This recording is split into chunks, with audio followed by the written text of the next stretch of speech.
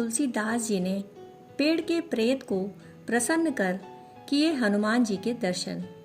जी हाँ, हम उन्हीं गोस्वामी तुलसीदास जी की बात कर रहे हैं, जिन्होंने श्री रामचरितमानस की रचना की थी।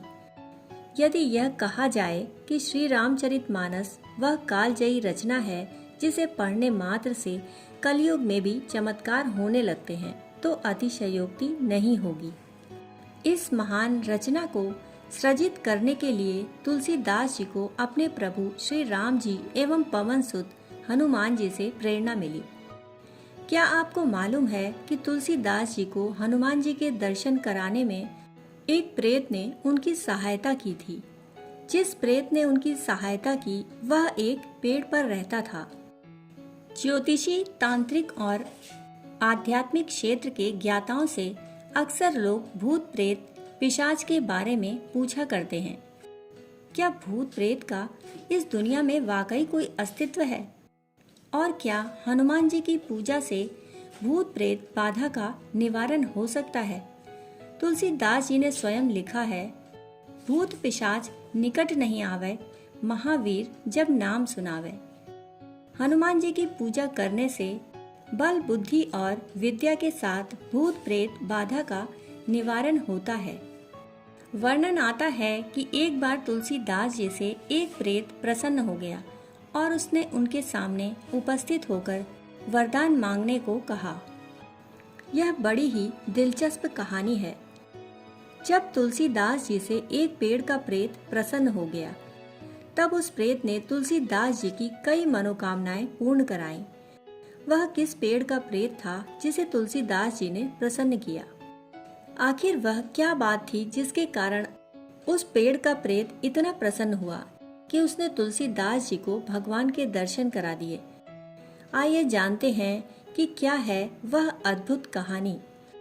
कहा जाता है, गोस्वामी तुलसीदास जी नित्य प्रातः भ्रमण के लिए घर से निकलते थे। गोस्वामी तुलसीदास जी नित्य अपने बचे हुए जल को नियम से एक पेड़ पर डाल देते थे, जिस पर एक प्रेत रहता था, और वह प्रेत उस जल को रोज ग्रहण करता।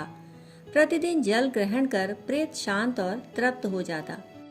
एक दिन सुबह सुबह जब तुलसीदास जी बचा हुआ जल रोज की तरह पेड़ में डाल रहे थे, तो वह प्रेत उनके सामने प्रकट हो गया। वह तुलसीदास जी से बोला, हे महात्मन, मैं आपसे बहुत प्रसन्न हूँ। मैं इसी कीकर के पेड़ पर रहता हूँ। पानी के अभाव में यह पेड़ लगभग मृत प्राय हो गया था, परंतु आपकी देखभाल से इसने पुनः जीवन प्राप्त कर लिया। हे महात्मा, आपने मेरा आवास नष्ट होने से बचा लिया। मैं आपसे बहुत प्रसन्न हूँ। यदि आपकी कोई मनोकामना हो तो मुझे बताएं। मैं आपका मनोरथ सिद्ध करने में आपकी सहायता करना चाहता हूँ।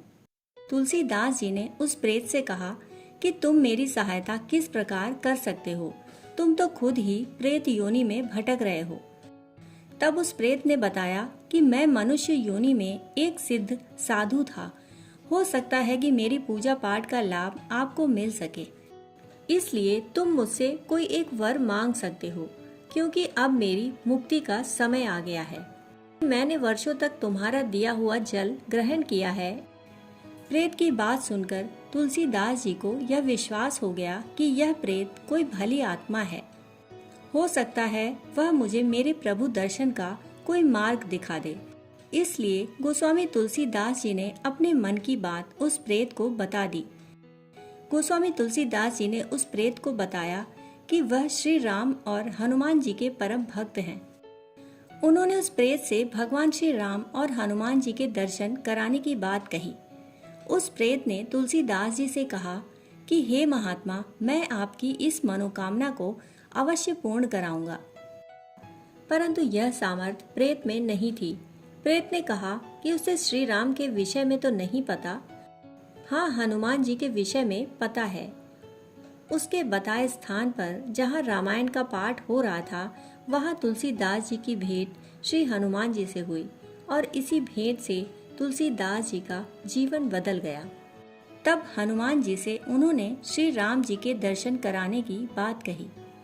जिसके बाद गोस्वामी तुलसीदास जी को श्री राम जी के भी दर्शन हुए। भगवान के दर्शन होने के पश्चात उन्हें श्री रामचरितमानस की रचना करने की प्रेरणा प्राप्त हुई। आपको यह जानकर आश्चर्य होगा कि भगवान श्री राम से प्रेरणा पाकर लिखी जाने वाली पुस्तक रामचरितमानस दैवीय प्रभाव दिखाती है। किसी संकट के समय इसका पाठ करने से भगवान राम उसे मुक्ति दिलाते हैं। ब्रिटिश काल में भारत में मॉरिशस भेजे जाने वाले मजदूर अपने साथ जिस पुस्तक को ले गए थे वह रामचरितमानस ही थी। उस अपरिचित नए देश में रामचरितमानस ही उन मजदूरों की सच्ची मित्र थी। जब भी वहां उन मजदूरों का मनोबल टूटता तो वह इसी तुलसीदास जी के द्वारा रचित रामचरितमानस की चौपाइयाँ गाया करते, जिससे उन्हें उन दुख भरे पलों में मानसिक बल और आत्म सुख मिलता था। गोस्वामी तुलसीदास जी के जीवन की एक और बड़ी ही रोचक घटना है। एक बार गोस्वामी जी कमर पर अपना झोला लटकाए कहीं से लौट रहे थे। तभी सामने से कुछ चोर आते दिखाई दिए। उन्होंने तुलसीदास जी से पूछा, तुम कौन हो? तुलसीदास जी बोले, भाई जो तुम हो मैं भी वही हूँ। चोरों ने तुलसीदास को चोर ही समझा और बोले, लगता है नए निकले हो, हमारे साथ चलो। यह सुनकर तुलसीदास जी चोरों के पीछे पीछे चल दिए। आगे जाकर चोरों ने एक घर में सेंध लगाई और तुलसीदास जी से कहा कि तुम यहीं बाहर खड़े होकर देखते रहना कि कोई हमें देख तो नहीं रहा। हम अंदर जाकर चोरी करके आ रहे हैं। जो भी सामान मिलेगा तुम्हारा हिस्सा भी तुम्हें दे देंगे। अगर कोई दिखाई दे तो हमें जरूर बता देना ताकि हम सावधान हो जाएं। जैसे ही चोरों ने अंदर घुसकर अपना काम शुरू किया, बाहर खड़े तुलसीदास जी ने अपने झोले से शंख निकालकर जोर जोर से बजाना शुरू कर दिया। चोर शंख की आवाज सुनकर बाहर आए और तुलसीदास जी को एक ओर खींचकर पूछा कि शंख क्यों बजाया। तुलसीदास जी बोले, आपने ही तो कहा था कि कोई देख ले तो तुरंत बता देना। मैंने चारों तरफ देखा तो मुझे हर तरफ राम ही राम दिखे। मैंने सोचा कि उन्होंने आपको चोरी करते देख लिया है, इसलिए आप लोगों को बचाने के लिए मैंने शंख बजा दिया। चोरों में से एक ने पूछ ही लिया, मगर राम तुम्हें कहाँ दिखाई दिए? तब तुलसीदास जी बोले, भगवान का वास कहाँ नहीं है, वे तो सर्वज्ञ हैं, कण कण में उनका वास है। मुझे तो वे सर्वत्र दिखाई देते हैं, आपको कैसे बताऊं? चोरों ने सुना तो वे समझ गए कि यह कोई चोर नहीं, महात्मा हैं। सभी चोरों के मन में तुलसीदास जी के प्रति श्रद्धा उमड़ आई और वे सब तुलसीदास जी के पैरों में गिर पड़े और हमेशा के लिए चोरी त्याग दी। दोस्तों, कहानी सुनने के लिए आप सभी का बहुत बहुत आभार। फिर मिलते हैं ऐसी ही कहानियों के साथ। तब तक के लिए धन्यवाद।